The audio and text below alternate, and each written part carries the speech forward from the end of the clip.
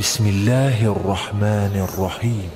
আসসালামু আলাইকুম ওয়া রাহমাতুল্লাহি ওয়া বারাকাতুহু। সম্মানিত দিনী ভাই সকল, বর্তমানে আমরা যে যুগে বাস করছি এটা ফিতনাময় যুগ, এবং আমাদের পরে আরও যে যুগ আসবে এগুলো আরও ফিতনা হতে থাকবে। এই সময় আমাদের করণীয়, আমাদের বর্জনীয় কি করব কি না করব এ বিষয়ে জানা দরকার। রাসূল করিম সাল্লাল্লাহু আলাইহি ওয়াসাল্লামের হাদিস, ইবনে মাজার 4036 নম্বর হাদিসটি আছে, মুস্তাদরাক হাকিমে আছে, মুসনাদে আহমদে আছে। বর্ণিতকারী সাহাবী আবু হুরায়রা রাদিয়াল্লাহু তাআলা আনহু, রাসূলুল্লাহ সাল্লাল্লাহু আলাইহি ওয়াসাল্লাম বলেছেন, ইন্নাহা সাতাআতি আলান নাস সিনুনা খাদ্দাআতুন ইউসাদ্দাকু ফিহাল কাযিবু ওয়া ইউকাযযাবু ফিহাস সাদিকু। মানুষের নিকট এমন এক ধোঁকার যুগ আসবে, এমন এক ধোঁকাব্যঞ্জক যুগ হবে, ধোঁকার যুগ হবে, যাতে মিথ্যাবাদীকে সত্যবাদী রূপে গণনা করা হবে আর সত্যবাদীকে মিথ্যাবাদী রূপে গণনা করা হবে। ওয়ায়ুতামানু ফিহাল খাইন, খেয়ানতকারী আমানতদারি হবে। বাস্তবে সে খেয়ানতদারি, কিন্তু মানুষের কাছে সে আমানতদারি হিসাবে মানে গণ্য হবে, লোক তাকে আমানতদারি মনে করবে।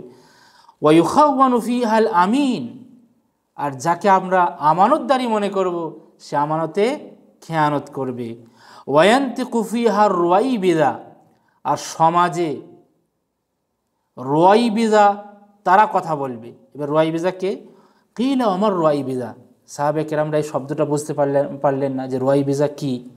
তো সাহাবে কেরাম জিজ্ঞাসা করলেন, হে আল্লাহর রাসূল, রুয়াইবিদা কে?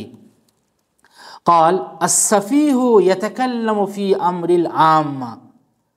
মূর্খ, তুচ্ছ, এই মূর্খ লোক, তুচ্ছ লোক জনসাধারণের ব্যাপারে কথা বলবে। সেম হাদিস আজকের যুগে ফিট হচ্ছে। মূর্খকে সমাজে শিক্ষিত হিসাবে পেশ করা হবে, শিক্ষিত হিসাবে গণনা করা হবে। শিক্ষিতরা সমাজে মূর্খের পরিচয় মতন লোকে জানবে এরা মূর্খ। খারাপ ভালো হবে, ভালো খারাপ হবে।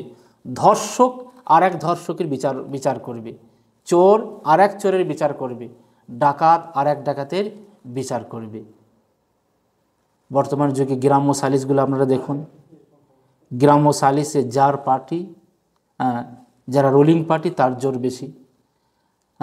এমন একজন বিচার করছে যে লেখাপড়া জানে না, সমাজে মূর্খ রূপে তার পরিচয় ছিল। সে নিজে ধর্ষক, সে আবার ধর্ষণের বিচার করছে। সে নিজে পরকীয়ায় জড়িত, সে আবার পরকীয়ার বিচার করছে। সে নিজে চোর বাটপার ছিল, সে আবার বাটপারেরই বিচার করছে, চোরের বিচার করছে। এটাই রাসূল করিম সাল্লাল্লাহু আলাইহি সাল্লাম বলেছেন, অধিকতর মন্দ যুগ আসবে। আস-সাফিহু ইয়াতাকাল্লামু ফি আমরিল আম্মা। সমাজে তারা বিচার করবে। এখন দেখুন, গ্রামে বিচার হোক, কারা ছুটে আসবে? শিক্ষিতরা ছুটে আসবে না, গণ্যমান্য ব্যক্তিরা ছুটে আসবে না, ওই রোলিং পার্টির লোকেরা ছুটে চলে আসবে আর আপনার সালিসি করবে, আপনার বিচার করবে।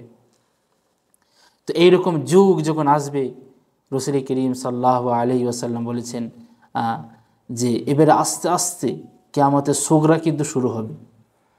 তো এই যুগ বর্তমানে চলে এসেছে।